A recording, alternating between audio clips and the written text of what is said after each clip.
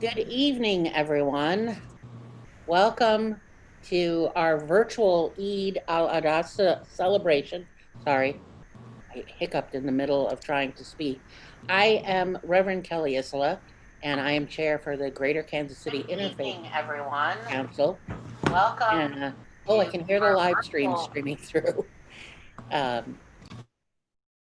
But it's my pleasure. It's an honor. It's a privilege to be with you tonight. We've had a few little technical hiccups there at the beginning, but I think we're doing good right now.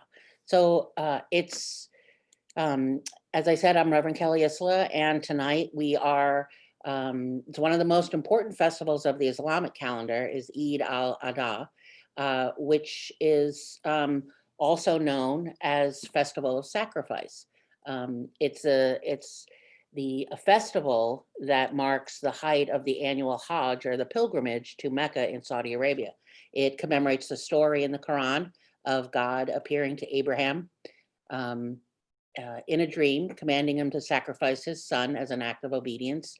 And um, uh, the way that the way the story goes is that Ibrahim was about to sacrifice his son, and God stepped in and stopped him, and instead gave him a sheep or a ram in place of his son to sacrifice instead. And some of if you're Jewish or you're Christian, you're probably familiar with a version of the story that shows up in the book of Genesis, in the Hebrew Testament, and it's also in the Torah. But to commemorate God's test of Abraham, also Abraham in Christian and Jewish testaments, many Muslim families have an animal slaughtered through a local butcher, through livestock, different types of livestock. So the story for Abraham was a goat or a ram, but also sheep, and then the way now the celebration is to commemorate God's test of Abraham, but then to sacrifice the livestock, but then to distribute the meat. And so the meat goes to the family, it goes to neighbors, to extended family, but also feeds um, the poor, feed people that um, don't have enough to eat. And it's really a celebration. And so tonight we are going to hear from several different people. We will hear about, um, we'll hear from a Muslim, a Jewish, and Christian speakers, and two Americans who will share their home visit experiences um, during this celebration. And we have a Muslim family online that will also talk about their experience. And it's just from multiple different perspectives, and it's lots of people aren't aware of um, the holiday. It's, a festival of sacrifice. And for people that are not familiar with Islam, it might sound a little bit different. Or, I've heard someone refer to it as about meat. They called it a meat celebration, which the first time I heard it, I was like, I kind of questioned, like, I'm sorry, what did you say? And then, of course, the more I've learned, the more really what a powerful story it is. But I'm going to stop talking and let our speakers share more about tonight, and what this Eid celebration really is about, what the sacrifice really is about, and how it's lived out today and within the family.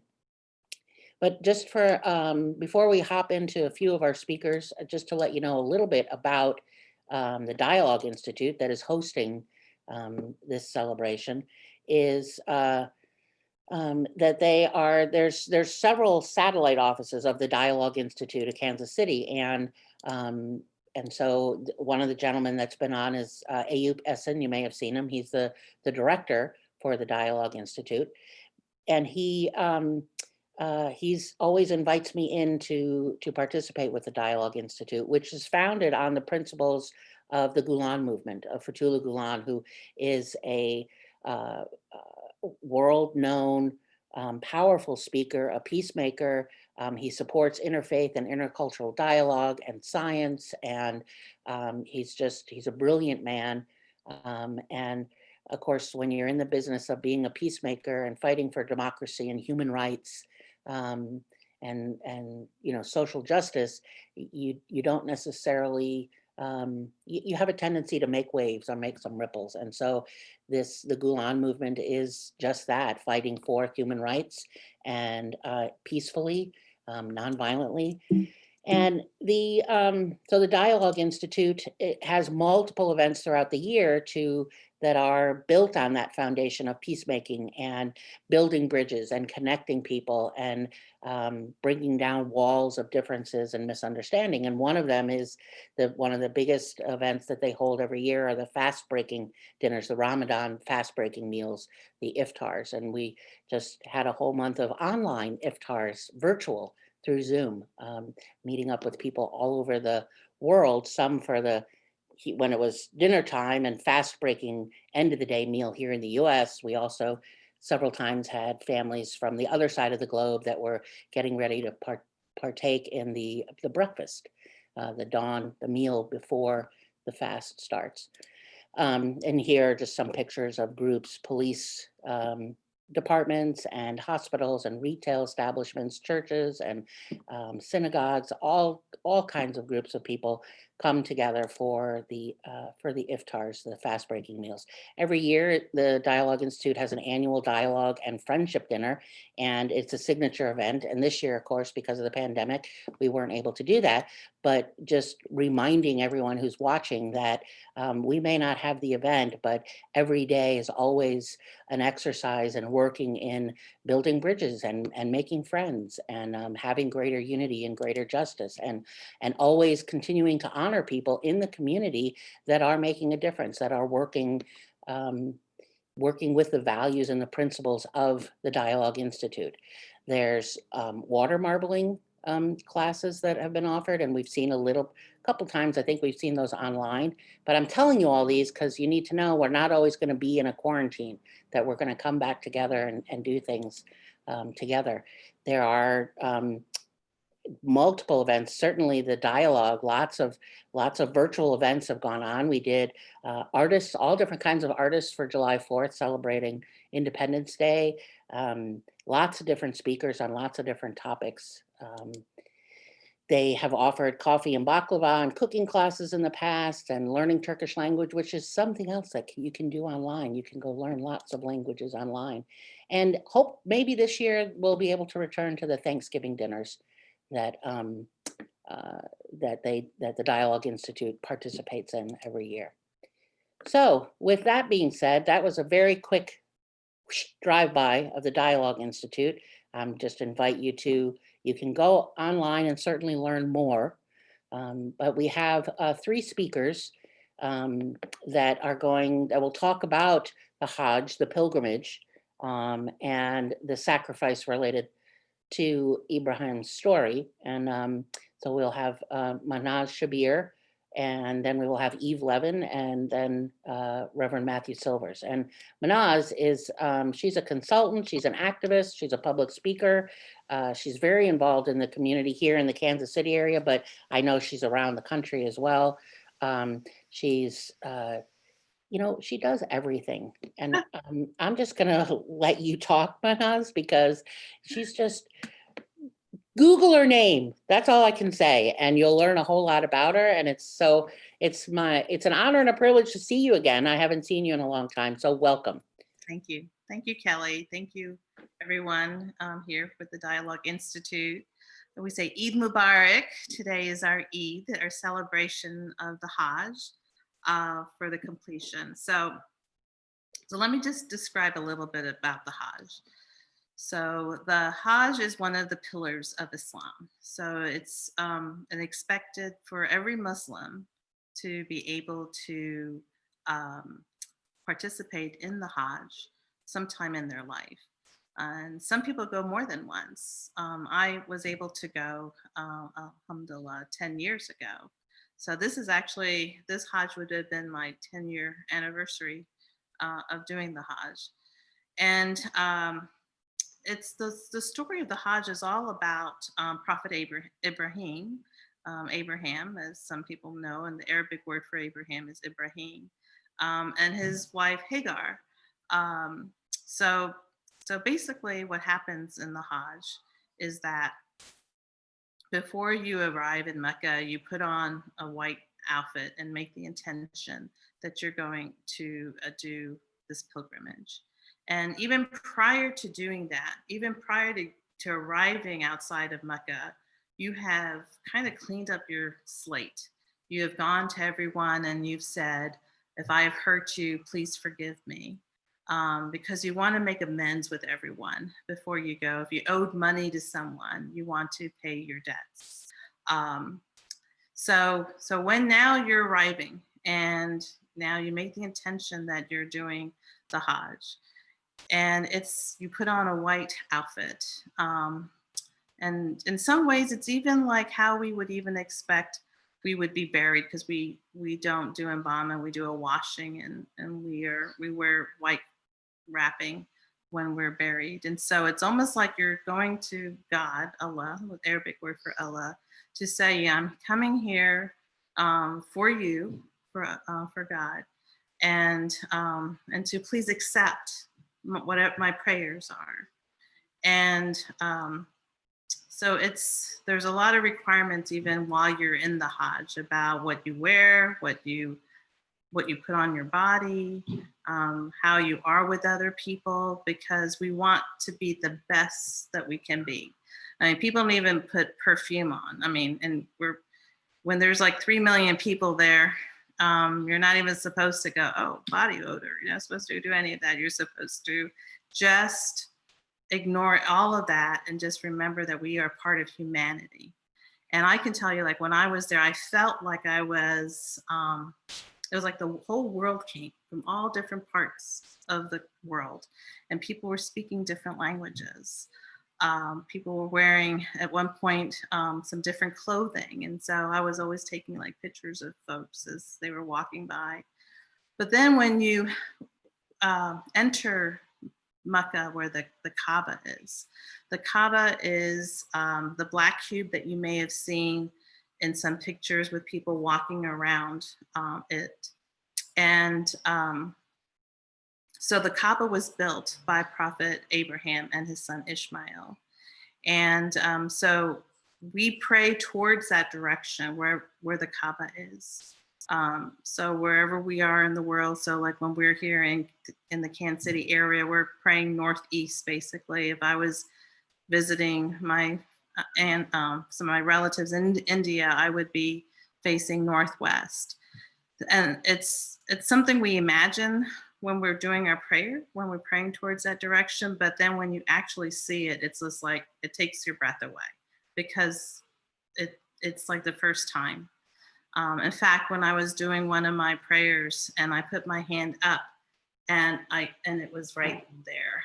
It was, I can't express how that feeling was, just to see it, like, and it literally took my breath away and then I had to remember, no, I need to be praying, And so, so the Kaaba was built by Prophet Abraham and his son Ishmael. And then there's a part where these two mountains are.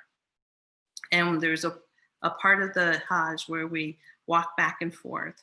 And that symbolizes when Prophet Ibrahim, took Hagar and Ishmael, baby Ishmael, to the desert with provisions. He left them there, but then eventually the water was gone. And Hagar was going between these mountains looking for water. And then she just put her baby down and she prayed to God and said, help me, please God, help me. And just then Ishmael kicked his heel in the sand. And from there, the water of Zamzam came out. And that water so this is a desert, okay? So this water just came out of the desert. And that water still runs today. So people reenact that walking, going back and forth between these two mountains and walking around the Kaaba 7 times. And then yesterday was the day of Arafah. The day of Arafah is, if you remember the story of Adam and Eve, in Arabic, Eve is a Hawa, when they disobeyed God and ate the forbidden fruit, they were banished out of heaven. And they went to this mountain. is what we believe, Mount Arafah. So this is the mountain where they ask God for forgiveness for disobeying God.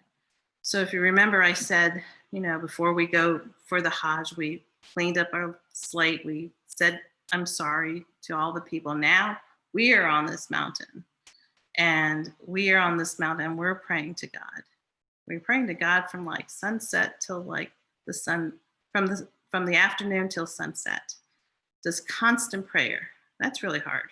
That's really hard being in constant prayer, because it's, I mean, constantly praying. You're just, for hours, you're just praying, and you're asking God for forgiveness.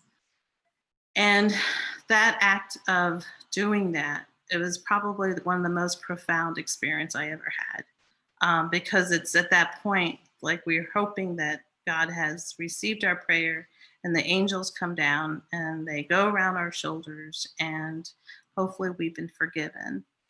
And then from there, we go to Mina. And Mina is a good walk. I never wore out a pair of sneakers, but I wore out a pair of sneakers during the Hajj. And I kept those sneakers for a very long time until I finally had to just throw them away. I didn't wear them for any other reason. But I didn't know what I was going to do with these sneakers that the soles were gone, basically. But we walked from Arafah, Mount Arafah, to Mina. And Mina is the place where we believe that Prophet Ibrahim was asked to sacrifice his eldest son. In the Quran, it doesn't say the name of the son, but it's the eldest son is what it says. And for us, that was Ishmael, was the eldest son. And so it's basically the same story of God was wanting to test the prophet of his loyalty to God and not to disobey God. And so he was asked to sacrifice his son Ishmael. So there's 3 parts in Mina that for the Muslim pilgrim, we throw these pebbles. We have collected 7 pebbles along the way.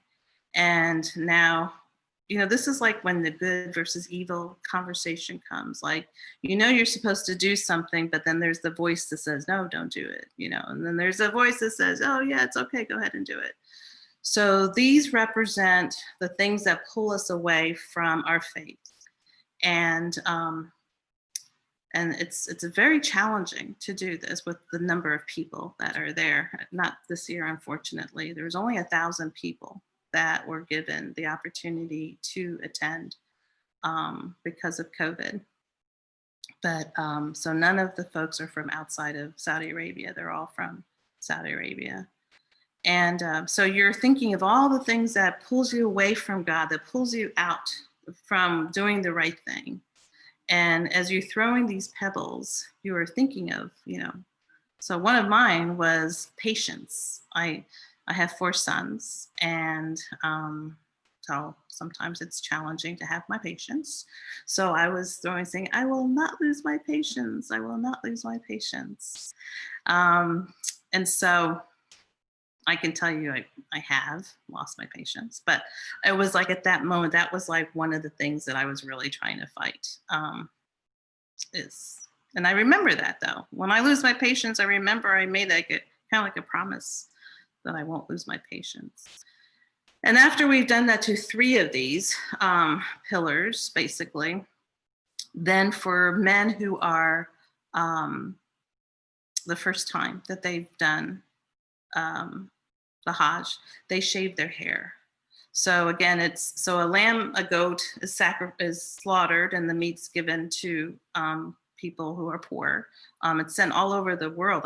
This year they're not going to be. I don't know what the Saudi government is doing this time, since there's only 1,000 pilgrims. But there's a lot of goats that are slaughtered. So that's like the sacrifice to symbolize what was asked of Prophet Ibrahim. And for women, a little bit of hair is snipped off. And that's basically the ritual of the Hajj. It takes about 4 or 5 days to do it. And if you do some of these things that's not during these days that we're in right now, it's called Umrah. But if it's during these days, it's the Hajj. So I was going to show you, I don't know if I can show you this one picture, but this was actually me doing the Hajj. That's me in my white outfit. And men wear 2 pieces of white cloth because there's no pockets. So again, it's to symbolize in the eyes of God, it doesn't matter how much wealth you have. It doesn't matter what color skin you have or what language you speak. In the eyes of God, we are all the same. And if you ever have a chance to watch Malcolm X movie, it talks about how he never felt that he was equal in America. But then when he went for Hajj, it was for the first time he felt that he was equal to everyone. And that's the hope that people see when they participate. And you do feel like you're part of humanity. It's a really wonderful experience. I'd love to go again one day, God willing. So I have a couple questions for you. I think, and you kind of may have said it, but why the white? Like, what's the meaning of the white?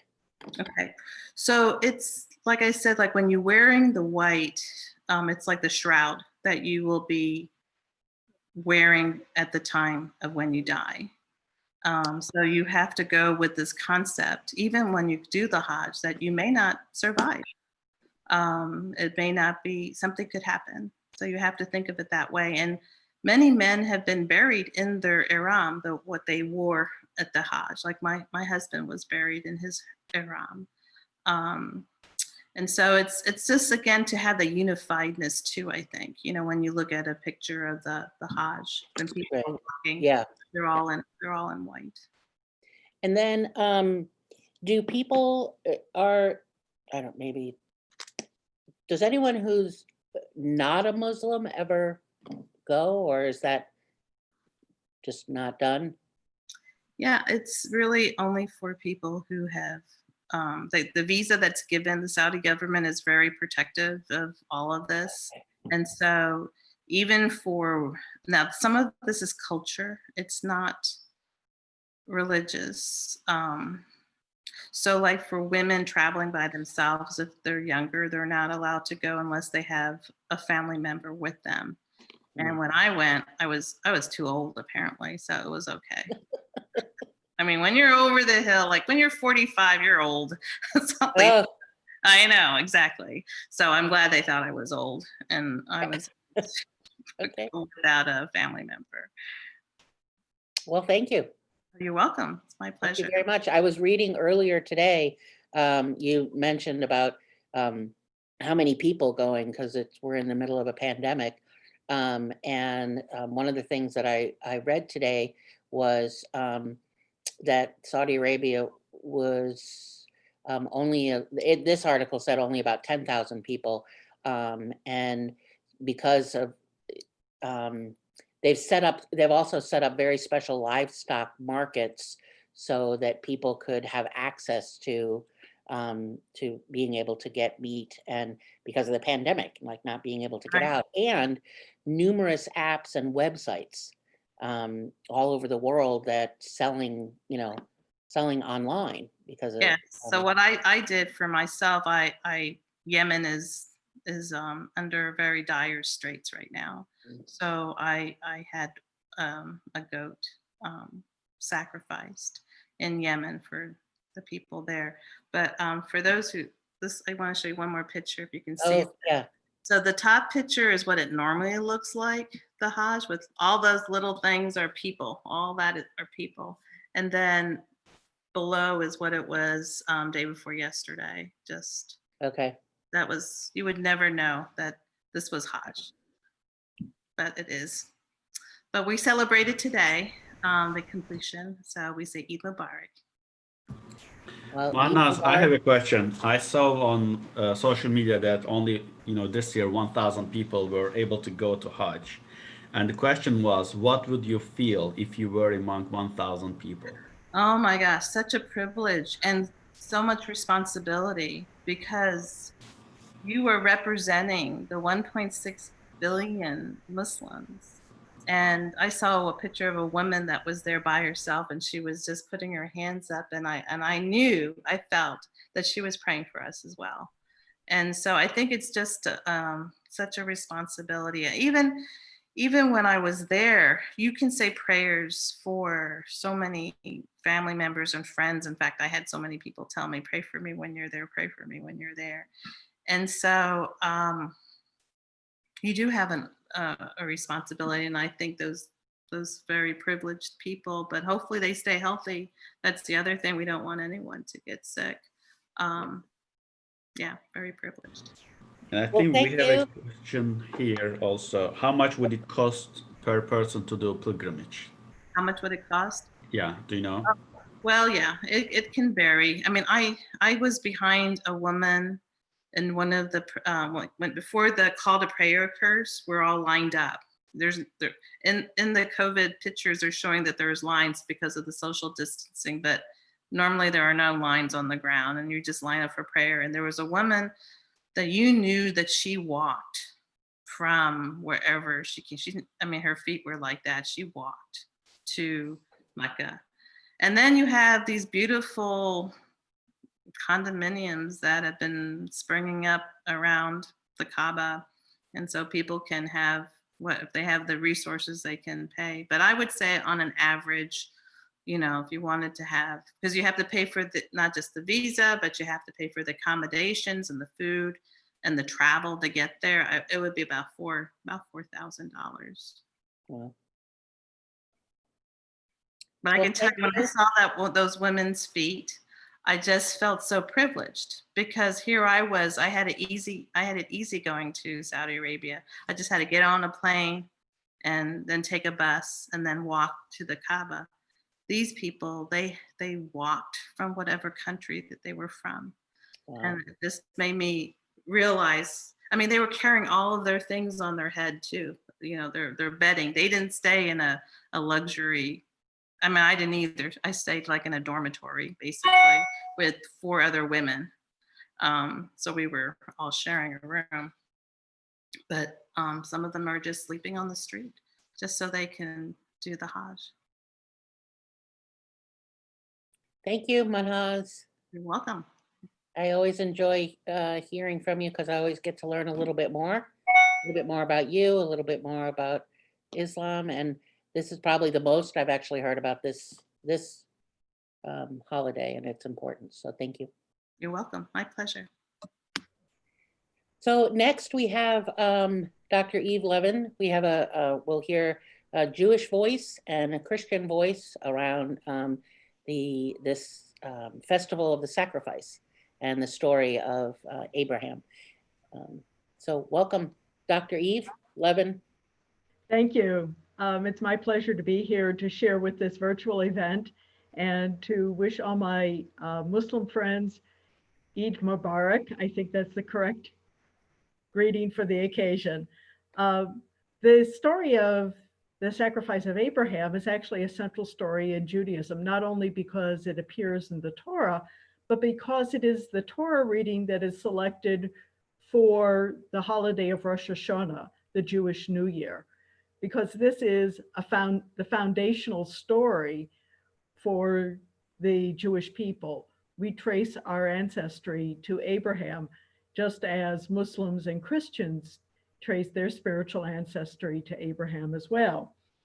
Now, the story for Rosh Hashanah, I can mention that there are some similar themes as with this Muslim holiday. The theme of self-examination, asking forgiveness from people who you've wronged. There is the theme of being generous, giving to charity, trying to make sure that the people who are poor in the community are taken care of, coming together with family. There's some feasting, there's food involved. So in that way, there's a similarity as well. Now, the version of the story in the Torah is in some ways similar to that in the Quran. and in some ways different. We also hear about Hagar and her son Ishmael. That's part of the backstory to the sacrifice.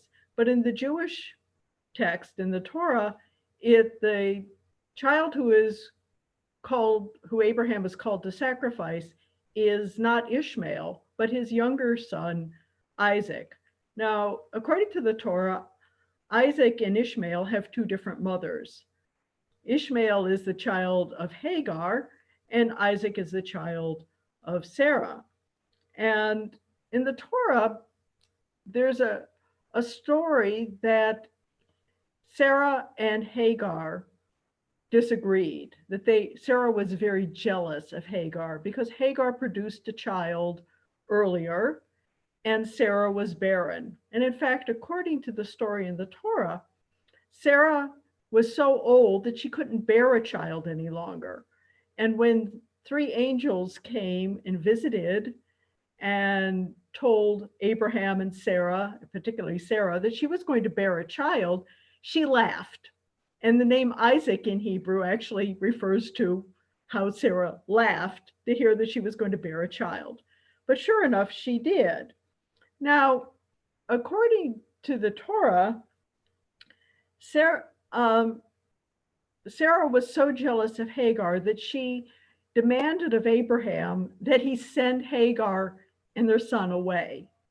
And for the rabbis who, when they've read this text, they've had a lot of trouble with this because it doesn't seem right to anybody to ask a man to send away members of the family, particularly a woman he loves and the child that they have together.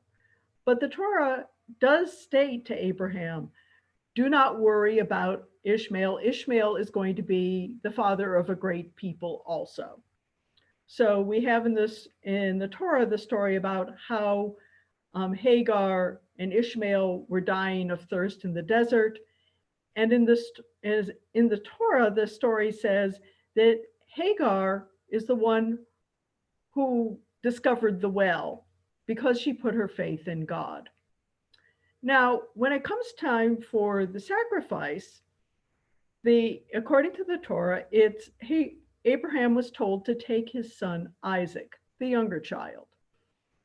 And in the Torah, when God told Abraham to do this, he said to Abraham, he said, I want you to take your son, your favored one, the Isaac whom you love, emphasizing, as the rabbis teach us, how important Isaac was to Abraham, that God was going to be asking Abraham to give up the person who, according to the Torah, was most valued in Abraham's sight, the child who he had wanted, the child who Sarah's wanted.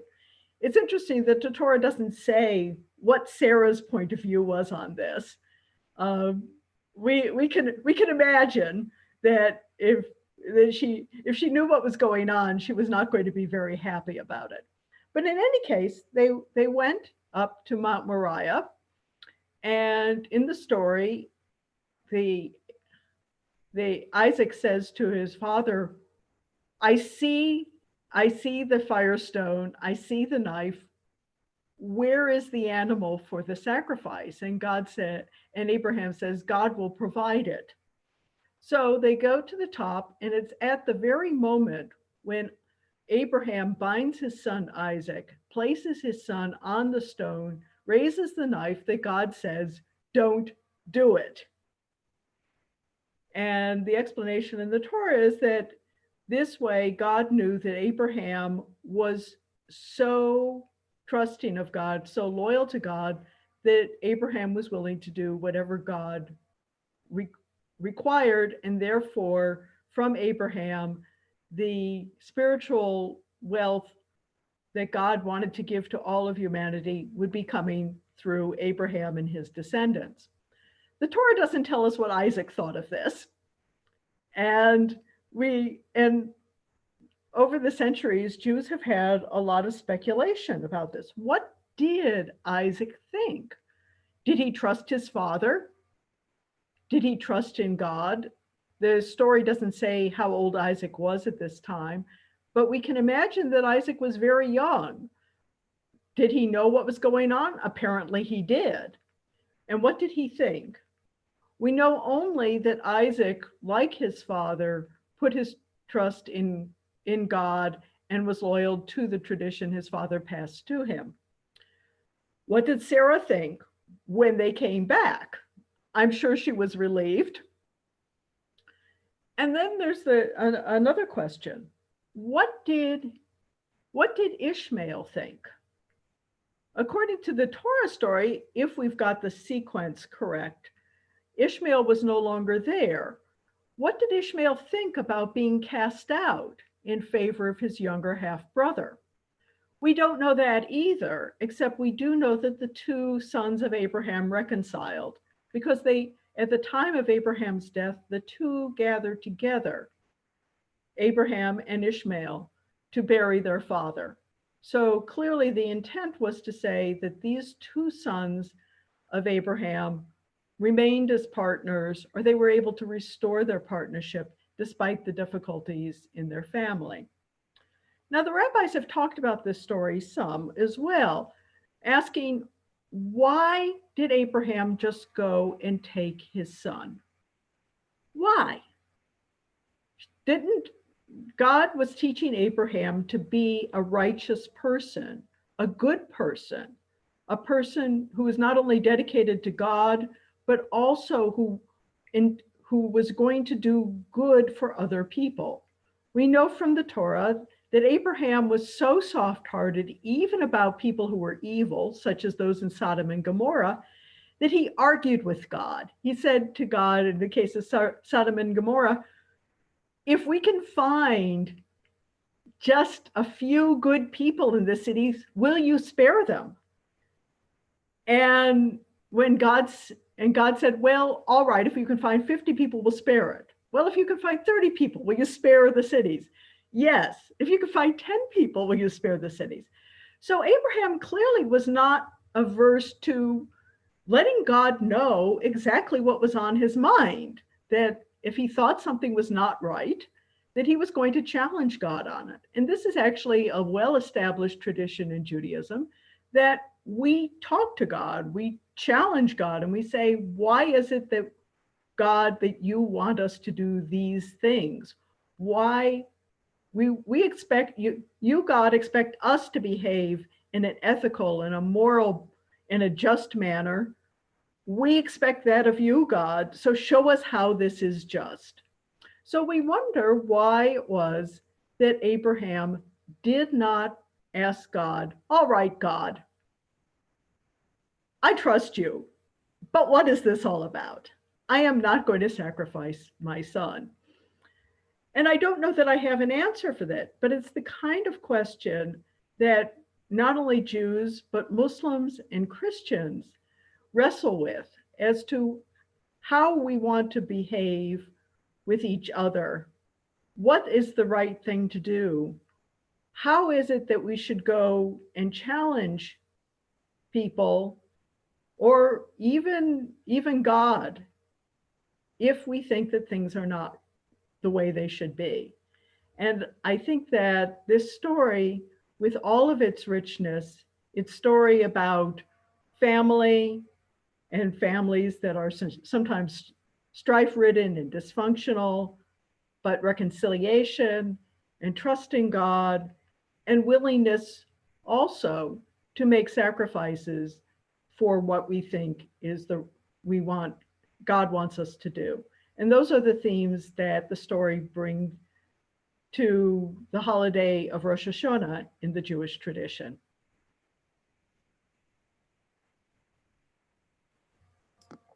So I'm intrigued by the story, because it's interesting that as you tell the story, you're talking about Abraham and his son Isaac. And as when Manhas was telling the story, it was Ishmael. So that was, being offered, being told to sacrifice. And so I don't know that there were several things that you said that I really enjoy, because it's like, it's about questioning. It's not just here, like handing down, say, here, just do this or just believe this, but rather, the introspection and the questioning and the wondering. And so I just was intrigued at some of the similarities of the story, but a couple of little differences, but yet ultimately asking what is the right thing to do. Yes. And I think that the ethical teachings of both Islam and Judaism are very similar in that regard, and Christianity as well. Yeah. That there are things that that God has been teaching us to do, and the emphasis that God does not just want obedience, does not just want worship, but God expects us to behave in ways that are right and proper and good and moral with other people. And the way we treat others is really as important to God as how we relate to God himself. Yeah, and I'm realizing that this holiday, as I was listening to you tell the story, that this Eid-Al-Adha is sort of a combination of like orthodoxy, right belief. Here's what we believe, and here's what we're being asked to do. But then also orthopraxy, the right action. And how do those come together? And I would venture a guess that any faith tradition has practices that are, really some of the highest holy days that really bring those two elements together, what you believe and what you practice, and how do those, that can be really a tough way to walk through life. Well, certainly that's the theme of the Jewish holiday of Rosh Hashanah, followed by Yom Kippur, the Day of Atonement. I was just thinking that, but I'm like, yeah. I'm not an expert. Can I say that? I'm sure you are an expert, Reverend Kelly. But I think that the idea is that for the Day of Atonement is that there is no atonement, we are taught, unless you make peace with the people you have wronged. Yes. The Day of Atonement can grant atonement to Jews only for sins they've have committed against God. For sins you've committed against other people, you have to seek to make things right with them and ask their forgiveness. Yeah. Well, thank you very much. Ayub, you have something? Yeah, I just want to add that actually Eve Levin, I met her at KU when I was a grad student there, and she was or is my first Jewish friend. And also she hosted us for Ramadan dinner in her home. We had kosher meal, but also we joined Shabbat service in Lawrence Jewish Community Center. And plus we went to Turkey together. Yes, we did. So, stories together. We all come with our own prejudice. Say like being someone from Turkey, I had not met anyone, Jewish, and mostly like heard about some more negative stereotypes about, Jewish people. And so it's, as we always talk about that, it's always kind of crucial to meet people, in person. That's the best way to get rid of our own prejudice and improve our understanding about one another. So thank you, Eve, for enriching my life. Thank you, Ayub, for being such a good friend. Sometimes. Sometimes, yes. Always. Well, yes. Well, thank you, Dr. Levin. It's been a pleasure. And now, Reverend Dr. Matthew Silvers, which I know Matt from the Greater Kansas City Interfaith Council. He is a Christian Protestant director. He's currently the pastor at Lee Summit Christian Church, Disciples of Christ. He's been very active in interfaith work for a long, long time. So I will just turn the microphone over to you, Matt. Excellent. Yes. Well, thank you so much, Kelly, for that introduction. And it's been great hearing from Manaz and Eve as well. And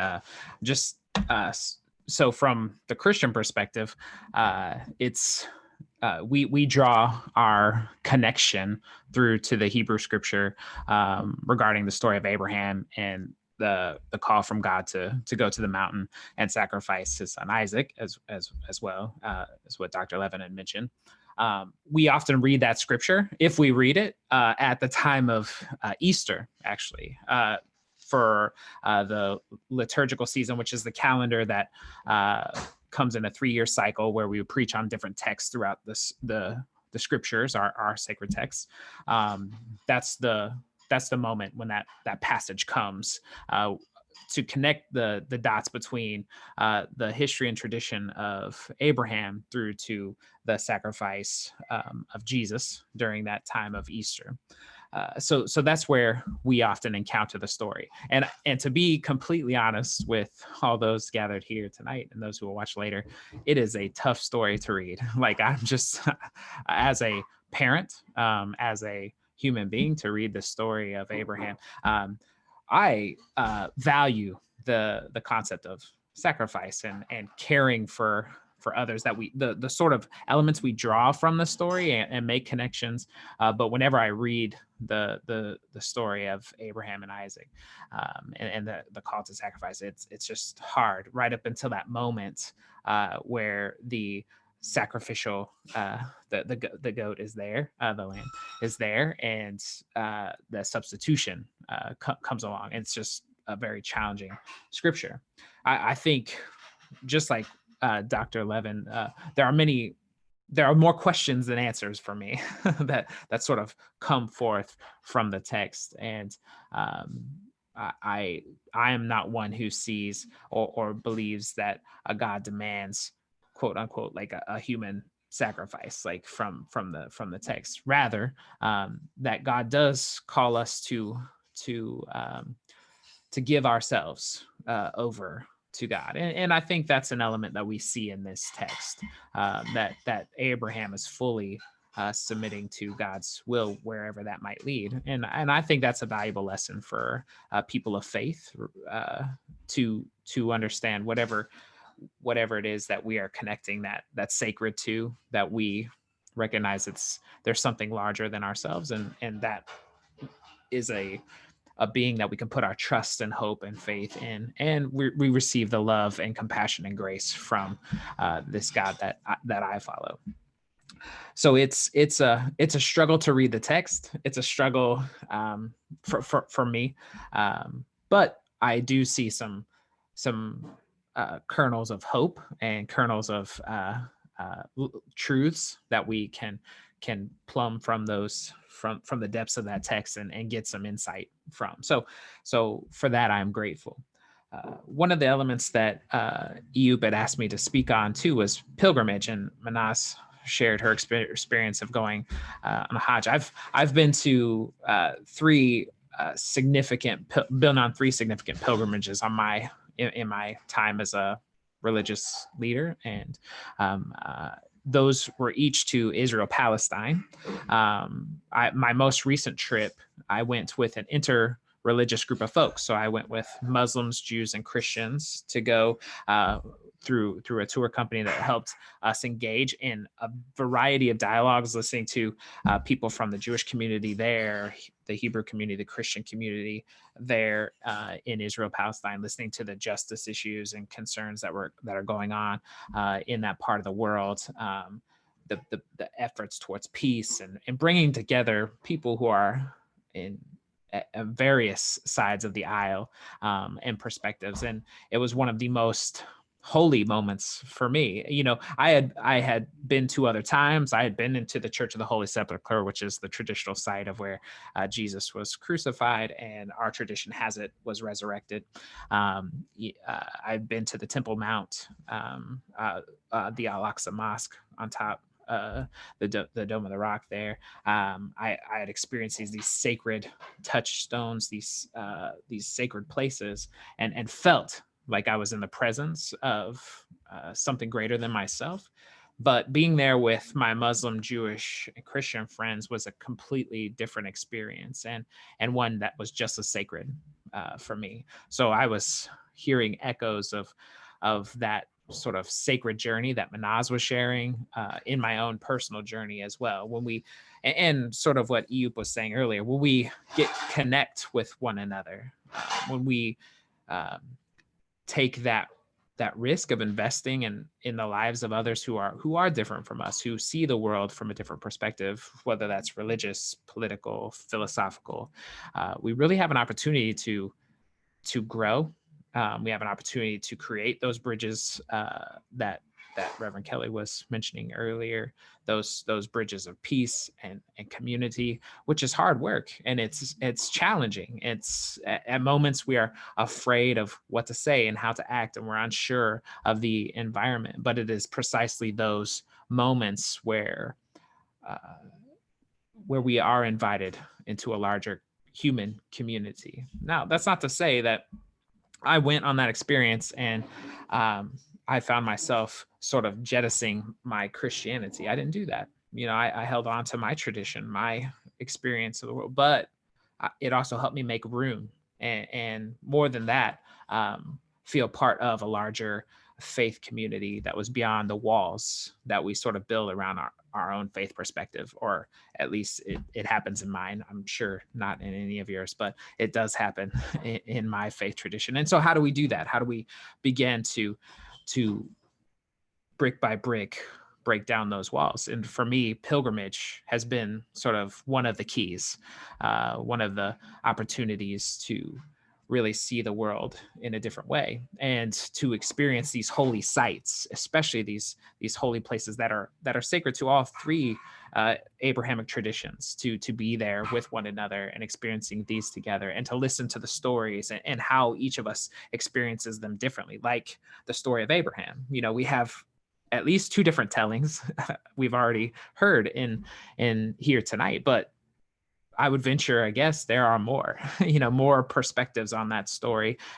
Even as I have shared, it's a tough story for me to read, and yet I read it and I see God in it, and I hope that God speaks to me through it.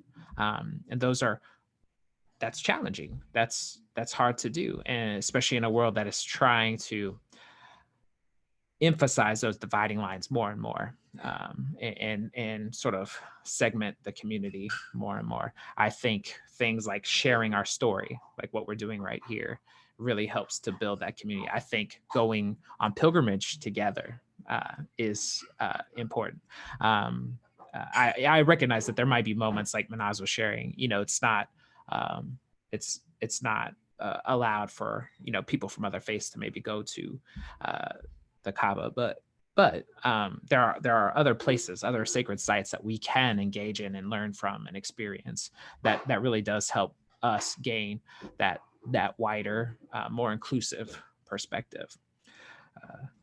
So I'm grateful. I'm grateful for the stories that I've already heard and the stories that connect us. I'm also one that while I feel like common ground is important, when we focus on the common ground and we don't recognize difference, we also, in that exercise, we sort of don't allow ourselves to be fully who we are. So I think recognizing those differences are a good thing. It's important. We should see that the way I tell the story or the way my tradition tells the story is important, just as Dr. Levin's, just as Manaz's experience and telling of the story are important, and for us to hear and to listen to one another. It's what makes us uniquely who we are and the tradition that we come from. Common ground allows us to come together and have a point of reference, so we can say, oh yeah, that connects with a faith perspective that we hold, that we value as well. And the more connections we draw, while they may not be the same, it does allow us to build true community and work towards peace, and without losing our unique identity, which is such an important piece, I think, of interreligious work. It's an important piece of just community, period.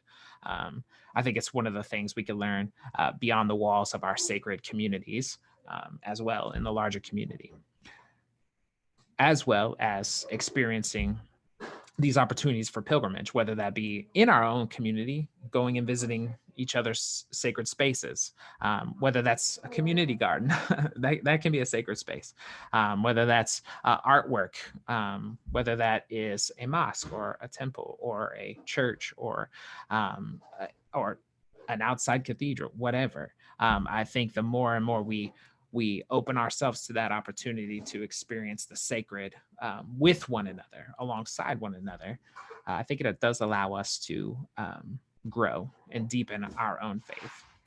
The final thing I'll say is that on that pilgrimage that I was able to go on with my interreligious friends, I walked away from that experience not with a faith that was weakened in any way or a faith that was sort of lost in the haze of everything I was hearing, but a faith that was more defined for me. I saw my Christianity, for sure. I see it through a more inclusive lens, a more welcoming lens. Not that everyone sees the world the way that I do, nor do I expect them to, but it does help me see that if I'm truly to practice those things are important to my faith, love of neighbor, care of neighbor, that means I have to engage with my neighbor. I can't do that from a distance. I can't, it does no good for me to just say the words, but really to invest time and energy in my life with those neighbors that like you all.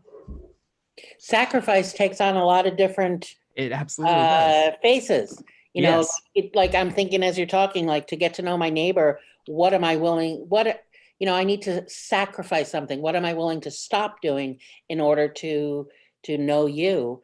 That's Even right. if I might be a little afraid or I don't understand, or, what is this? Like I remember the very first time I heard about this holiday, Yeah. I heard someone next to me go, "What do you mean it's a festival of meat?" And I thought, "Ooh, that just sounds terrible, Yeah. and yet didn't know how, the word. So what am I willing to sacrifice, to give up in order to build the bridge, in order to be, more with my neighbor and care for my neighbor? What am I willing to stop doing? Yeah, exactly. I think that's, if we're called to sacrifice, if we're called to give up, that comfort is got to be Right. first to go. I mean, I don't know, and I think that's what's so challenging. We're used to being comfortable. We long for that comfort. I think one of the definitions of preaching, which is, something we do every Sunday in the Christian tradition, is that we are called to preach to comfort the afflicted and to afflict the comfortable. You know what I mean? Which I hold on to, because how many times have I been so comfortable that I've failed to see the real struggles of my neighbors, or vice versa. Yeah. Well, thank you. Thank you very much, Matt. Thank you. We did get a text came through, not through the YouTube chat stream, but and this is Mana, since you're here, the question was for you. Someone that's watching the virtual celebration said that she loved the symbolism of throwing the 7 stones, which represent things that may draw one away from God. So the question is, when believers are unable to make the pilgrimage, do they practice a similar ritual wherever they are? I'm going to unmute myself, and I That's have okay. a lot of noise in the background, so I That's apologize okay. for that. So no, that is just during the Hajj. It's not even done during Umrah, Okay. the time that you go there. Arguing over the little cars. That's okay. It means there's a celebration going on. There's family. But so no, we do not do that. It's just during the Hajj period, just so. Okay. Thank you. Kelly, may I jump in again? Yes, please do. Reverend Matt has a special place in my life, actually. Before the pandemic, a few months ago, he had invited me to speak at Central Baptist Seminary, which trains pastors. Right. And I was so surprised. About 14 years ago, when I first moved to the US, I thought people would try to convert me to Christianity. I was so shy. I did not make any American friends in my first 3 months in the US. And looking back, and 14 years later, I'm giving a talk about Islam to future pastors. Yeah. That's right. I'm like, That's right. wow, interesting day. Now you're surrounded by them. That's right. And actually, someone asked me that her daughter moved to Brookside area, Kansas City, Brookside area, and she asked which church should her daughter should go. She asked my opinion about which church is a good fit for her daughter. I'm like, wow. But anyway, thank you, Matt. Thank you. Thank you, Thank Matt. you. Honored to have you. Yeah. Anytime. Well, I'm teaching again next semester, so you're invited back. Absolutely. Thank you. So now we're going to hear from a few people. Well, we're going to hear from Laura Light and then the Demir family about how they celebrate the Feast of the Sacrifice for just a couple minutes each. And then I have a video of another pastor friend of Ayub's. But first, I want to turn the microphone over to Laura. Hello, everyone. It's really an honor to be here. My name's Laura, and I want to talk a little bit about my experience as someone who was invited to participate in the Eid-Al-Adha celebrations with the local Turkish community through the Dialogue Institute. It was just incredible. I have to say, it was like being invited to someone's Christmas. And first, the very fact that someone would invite me to their holiest, one of their holiest celebrations is just incredible to me. Just that spirit of generosity and sharing. I remember, I think I've gone two years in a row. And I remember we went to 3 or 4 different houses and there were decorations. There were also sheep cookies to represent the sacrifice. And I thought that was really interesting because that's kind of an interesting way to introduce your children to the traditions. And everyone was just so happy and kind, and it was just such a time of gathering among family and friends, and just very, very beautiful. I remember the little children, they would kiss your hand for $1. So that was a really neat part of the celebration. And oh, the food, my goodness. And you think you're gonna get fed at the first house and you eat, of course, and in the second house you have some more. By the time you get to the 4th house, you are so full of the most amazing, delicious food. It's just such a time of sharing and a very beautiful tradition. I feel so fortunate to have been invited in so warmly by our local Muslim community, by our local Turkish community, by the Dialogue Institute, Ayub. It's really an honor. So that's my experience of Eid-Al-Adha. Thank you, Laura. It is, I have found many of the holidays and celebrations and, being invited into the homes of my Muslim, I call them my Muslim families, is just, it reminds me how different American culture can be at times. And yes, the food is just never ending. Yes, the hospitality is just so beautiful. I think that's something that I, as an American, would really like to imitate. Yeah, which is, I think, in the when you think about hospitality and what, radical hospitality, really what it's about, you wouldn't necessarily connect that to something called the Festival of the Sacrifice, right? And yet that's the heart of it, really. That is that radical hospitality is, the sacrifice. And again, another demonstration of giving to, someone, where there's food scarcity, Absolutely. And to take it one step further, if we dig deep into our Christian tradition, if you look at the Benedictines, yes. They greet all visitors as Christ. That is what they say. That's part of the Benedictine culture. So it's a beautiful Yeah, I love the Benedictines because it's again, it's that radical hospitality. It's the opening the door to, to all, and the idea of, asking yourself, am I willing to be changed by who and what's in front of me? Right? Which doesn't necessarily mean change what I believe, but am I willing to be changed? yes. Including by the stranger. Being invited in that way, my personal experience of that is that the doors of my heart just fly wide open. I just feel so honored. Well, thank you, Laura. Thank It's been you. so far, it's been a pretty heartfelt evening, don't you think, Ayub? Yeah. Yeah. Laura, thank you so much again. Laura is one of the nicest people I guess I have ever met in my life. That Except for the rest of us that are on. Hey, you're pretty darn nice yourself. well, we we are happy to celebrate this holiday, but not everyone in the world is as privileged as we are.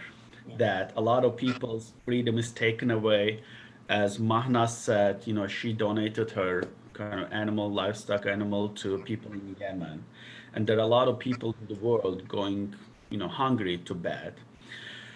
And Laura has recorded videos to celebrate Eid of Muslim people, not just in Kansas City, but all around the world. So these video messages really make people so happy. So thank you so much again, Laura. Thank you. It's the least I can do. So now we're going to visit with the Demir family. Welcome. It's good to see you again. I remember seeing you during Ramadan. Demir family is one of the nicest people I have ever met. Sorry. Again, thank you for inviting us for this celebration for this important day. Could you speak louder? We cannot hear. Yes, and we are far from the computer. That's why I will try to get closer so that you can hear us. There you go. Us. We try to fit in the screen. That's why sitting back. Again, thank you very much for inviting us. And also, I would like to thank all the presenters because we learned a lot today. I am the one actually in the family experienced all this sacrifice aid in the past. None of my children, they had that experience. Only they experienced that in the United States. My wife also, she's from Kazakhstan. She's Russian. That's why she hasn't had a chance to do that in Turkey. I'm from Turkey. Now, after listening you all, and then I noticed that something we did in the past was coming from our religion. Some was coming from the culture. But seeing that all these similarities and common things from all these three branches, I believe it's really unique. It's really giving a better idea to understand why we are celebrating this this Qurban sacrifice festival. I will tell this, I will go back a little bit, and when 2 months ago we start with fasting and try to understand the condition or how they feel, the poor people or the people who cannot afford the food.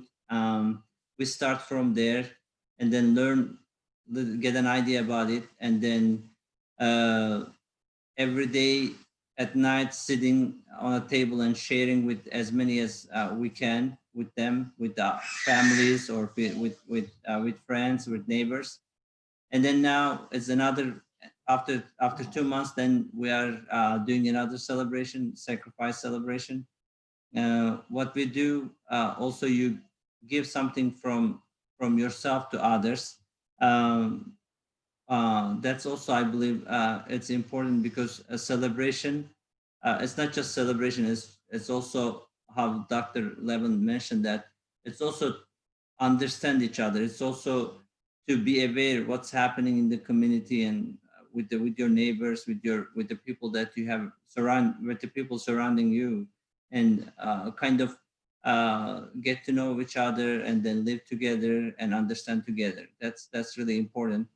Um, when it comes to my childhood, I remember that 1 or 2 days before the celebration, we go shopping, and our parents were uh, they were kind of buying dresses for us, shoes, brand new shoes, dresses, and also and we prepared that dress and everything at night and sleep and woke up and dress up, and they also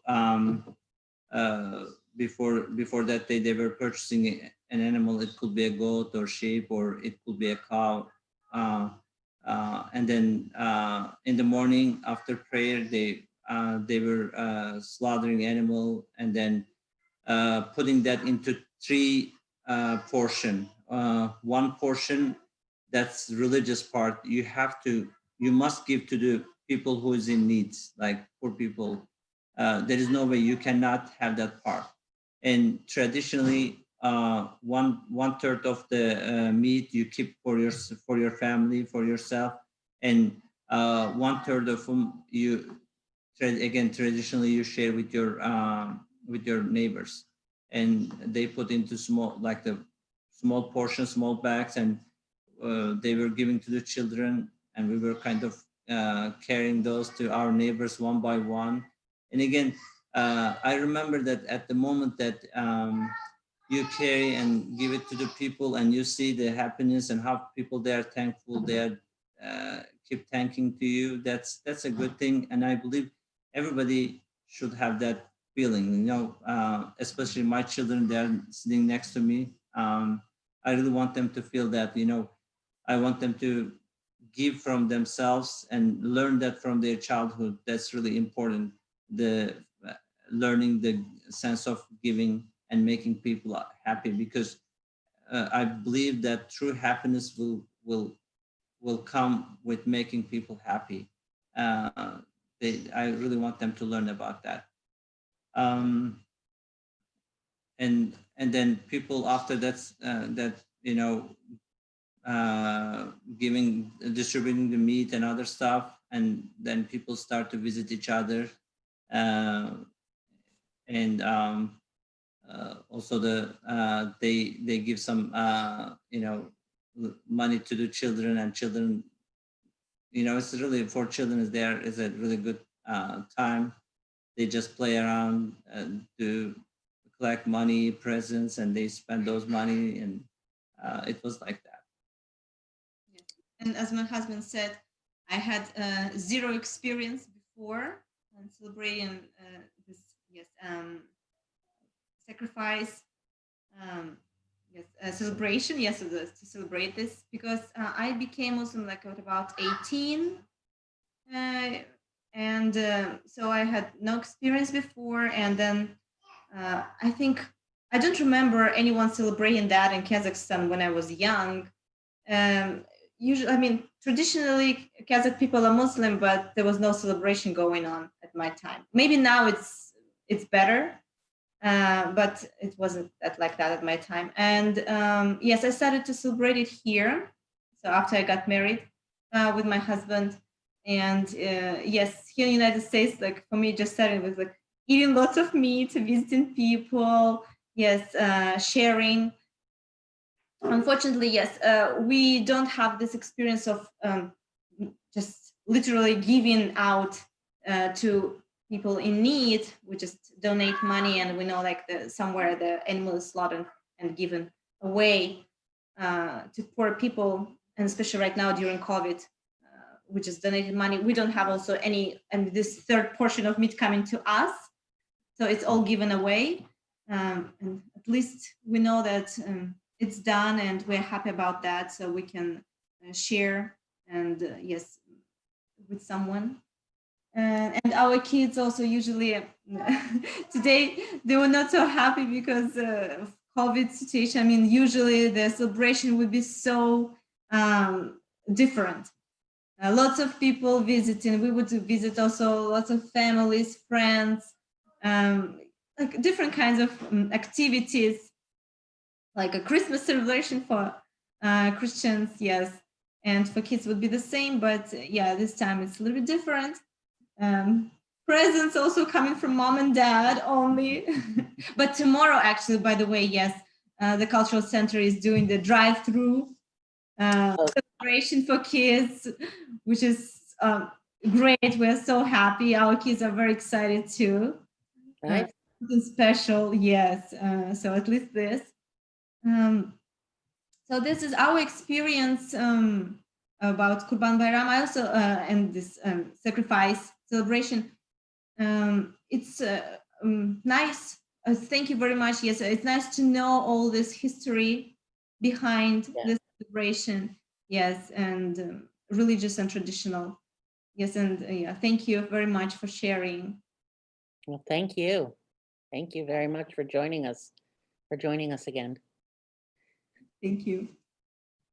So I have Ayub, unless you have something, I'm going to show the video of another pastor friend of yours, that someone else who's adopted you. So hold on one second.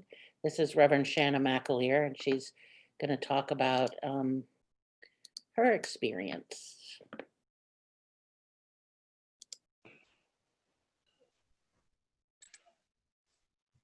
Hello, everyone. Again, I am with my American mother. I call her Reverend Dr. Shanna McAleer from Lawrence, Kansas. She will talk about her experience when Dialogue Institute donated 400 pounds of meat to Just Food in Lawrence, Kansas. We were together on that day, and she will share her experience. Mommy? Hello, my one and only son. No matter whether you're from Turkey or from America, you are my one and only son. And I am so grateful to be part of your family and to have been able to visit your family in Turkey and stay at their home, and for your mama in Turkey to say, I get to be the mama in America. That's a wonderful thing. I mean, it's a highlight of my life, and it's so great. And honestly, my whole affiliation over the years with the Dialogue Institute and through your leadership and guidance in that. And I'm not able to be with you Friday night live, so I'm so grateful that you're allowing me to share some time with you today, recorded. And I have a story I want to share about an Eid, probably 6 or 7, I'm not quite sure, years ago. And you said, would you like to go with us, with myself and some of my friends in the Dialogue Institute, and deliver a gift of for Eid of the sacrifice of meat to the food bank in Lawrence, Kansas, which is called Just Food. And I said, of course, I would love to do that. So we all went, and we were there, and you and the other fellows were packing the freezers and the refrigerators with containers of sacrificed meat for this amazing celebration in the Muslim community. And I noticed a lot of people going and getting their food that came in, and these are people who, without Just Food, would not have enough food to eat in the week. And I think sometimes people think in America nobody starves. That's not true. It's just sort of covered up. So these families come in every week and they get a bag or two of groceries and they go home, and that's how they feed their family. And they're grateful for whatever is in their bag, but it's not always really enough to feed a family. So that day, people were coming in, and then the people who worked at Just Foods were saying, we have this gift from our Muslim brothers and sisters to celebrate Eid of the sacrifice of meat, and here, have a package of like fresh meat. And the people, I'm getting goosebumps remembering, but the people were crying and saying, really? And who gave this to us, and why? And who are they? And they don't even know us. And the message was, we don't have to know one another to love one another. And certainly for this holiday, for the people who celebrate this amazing holiday and honor and love and cherish Allah. And here I'm a minister, and I also love and cherish Allah, as I do the word we call God, or whatever it is. And so I was watching these people get their meat and crying in gratitude. And at that moment, the executive director of Just Foods came over to me because I was crying. And you, as my son, you know, I cry all the time when I'm happy and touched, you know. And she said, "Are you okay?" And I said, "You know, yes, I'm more than okay. I'm thrilled. I'm so happy that I am here today to get to witness a group of amazing people who love other people no matter what their religion is, no matter whether they have money or not, no matter where they come from, no matter what they do, no matter what their faith. They love them enough to want to share what they have. And that, you know, it's not like super rich people saying, here, have some money. It's people who it affects their heart. They get this and they share it with all and any other brothers and sisters. And so I said, and she said, well, it is really emotional. And I said, why do you think the people receiving the meat, the sacrificed meat, this amazing gift of Eid, why are they crying? They don't really know exactly what this is. And she said, the average amount of meat that a family who comes weekly to Just Foods receives is typically in a can of about this size, just a small can of, say, ravioli. Now, I love ravioli. I particularly love Turkish ravioli. But there's very little meat in it. And then it's like this dough surrounding it, and it's in a tomato sauce in a can. That's what they're used to having as their weekly gift that might have meat in it for good protein. So when they saw the protein gift that they were receiving, they cried in gratitude from people they didn't know, who were very different from them, who were of a different faith, lived in a different country. They may have never knowingly met a person who is Muslim. And I will never forget that day. And I have told everyone I ever meet in any church I've served and all my friends what that experience meant to me and how much I felt gifted that you all let me be part of it. And that's what I wanted to tell people today about that beautiful, beautiful day that I got to share with you and other members of the Institute. Thank you so much, Mommy. You're so welcome, my son. I hope to see you in person soon when it's all safe for everybody.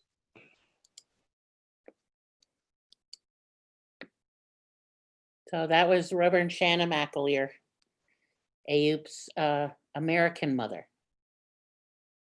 And our last person to share with us is David Herdman.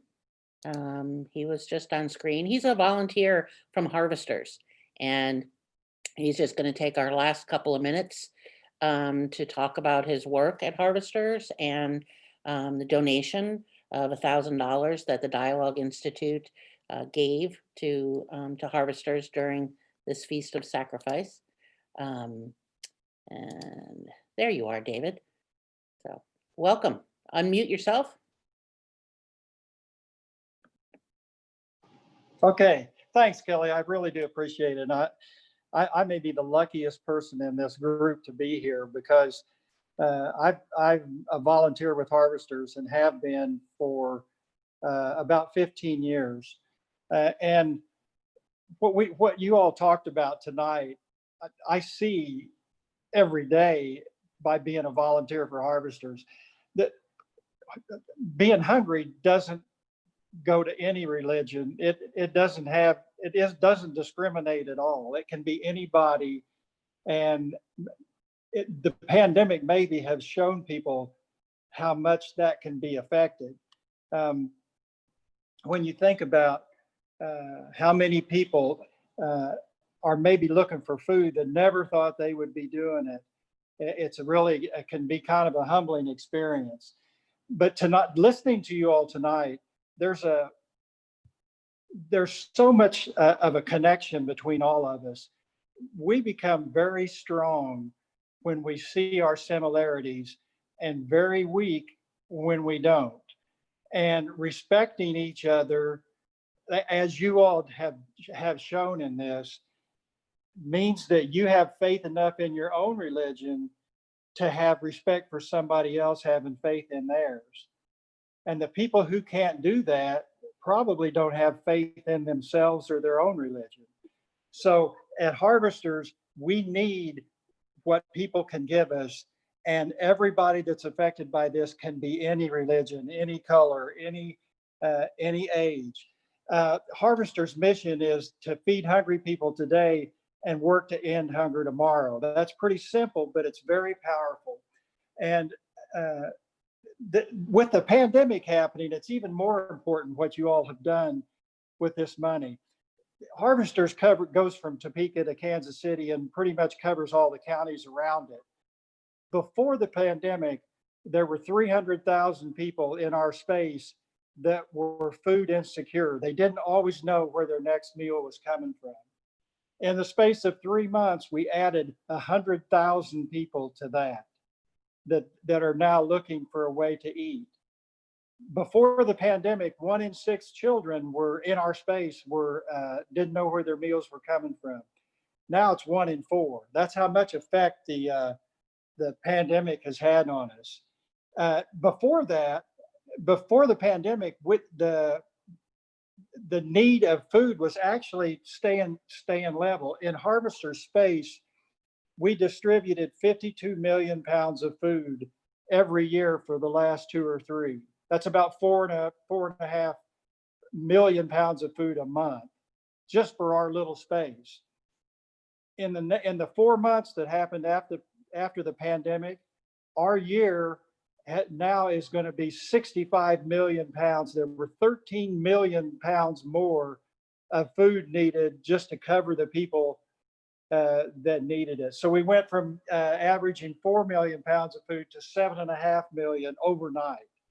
And the only way you could do that is to have great volunteers and be supported by the community.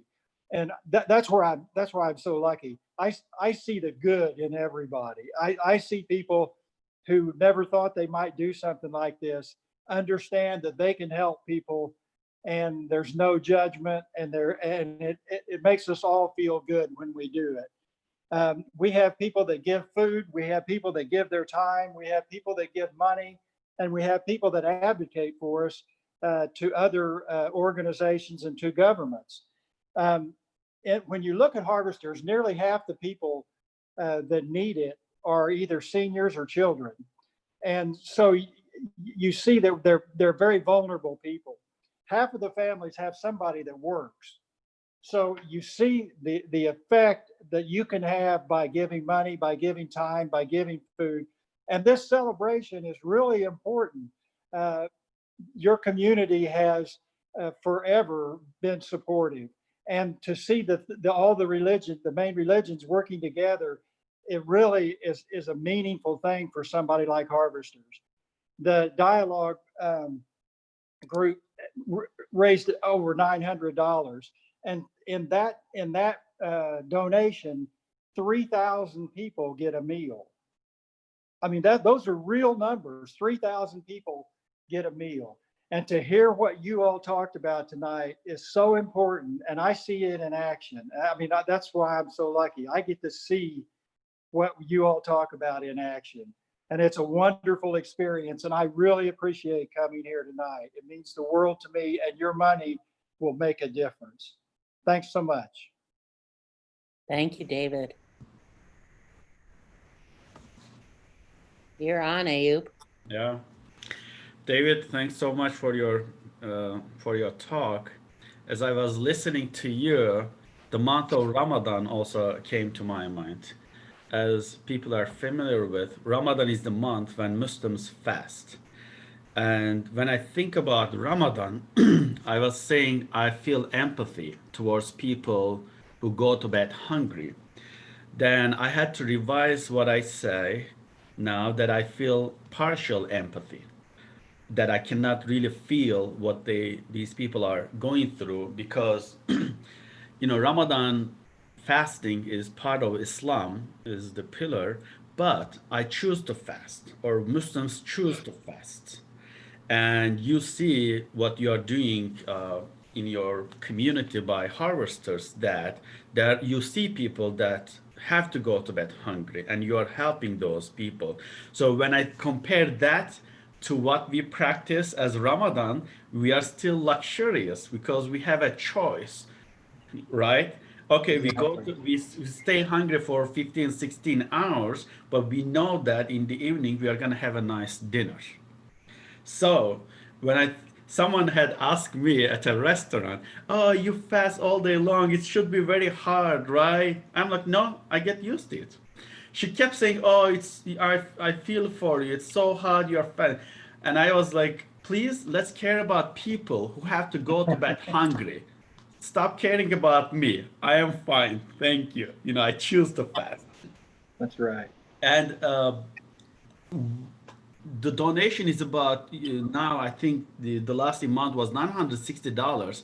But what made me surprised is that some people that I didn't know donated to that cause. We send out an email to people in our mailing list. We shared on Facebook. So I was so surprised when I got these notifications. Hey, someone donated. Hey, another person donated. So it's really meaningful for me as well. So this event, again, thank you so much for everyone who participated. As Mahnaz mentioned, Malcolm X got rid of his prejudice or his racist ideas during this pilgrimage. And he became aware that people from different countries, nationalities come together to perform this pilgrimage. And I hope this event will help everyone in the world to potentially get rid of their own racist ideas in a way. And quote from Prophet Muhammad, peace be upon him, all mankind is from Adam and Eve. An Arab has no superiority over a non-Arab, nor does a non-Arab have any superiority over an Arab. A white has no superiority over a black, nor a black have any superiority over white. None basically have superiority over another except by piety and good action.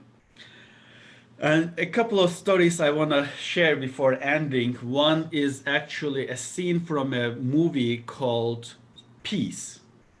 So a group of volunteers went to this country where there were a lot of people who were in need. So they sacrificed their animals in that country. And unlike United States, they have, I think, less rules. So they got their truck and they were in a park and people were lining up to get the meat. So these volunteers were happy to see some kids getting in the line to get the food. But then a mother came and she did not allow her kids to get the meat. So the volunteers were so surprised. They offered the meat, but the mother said no. So after this, delivery time, uh, the volunteers wanted to talk to the mom, and she said she does not allow her kids to get that meat because her kids never tasted meat in their life. So they don't really know what meat is. If they taste the meat and they like the meat, she won't have any chance to get that meat to them. So the volunteers were so shocked and realized how meaningful that volunteering time for them. And also during one of our trips to Turkey, we visited a organization, a relief agency called Is There Anyone Out There? And we have the branch in the US called Embrace Relief. So this guy showed us around and he showed us a kind of imitation of a tree branch, and there were some brown things hanging in these branches. And he asked us to take a guess. What is this? What do you think these brown things are? And none of us had the right guess. And he said, this is meat powder. And I never heard what like meat powder. It didn't make sense to me. So what that was, some people in that country were only getting a few pounds of meat. So they were hanging those meats on that branch of these trees and waiting. The meat was waiting under the sun so that it would get dry and they would make powder out of that. So they called it meat powder so they can use in their soup or whatever food they will make throughout the year. So I have the same dream about Dialogue Institute and also organizations like Harvesters. I hope one day we won't need Dialogue Institute and we won't need Harvesters. That's when I think that's the success to me. Sometimes people say, oh, what is your success definition? When we don't need Dialogue Institute, as it would be so natural to come together, Jewish, Christian, Muslim, Black, white, whoever. So we won't think it's something great that we people from different backgrounds come together, as it would be so natural. So share your love unconditionally, especially during this pandemic. Call your friends, text your friends, email your friends. I cannot hug you, but virtual hug to you.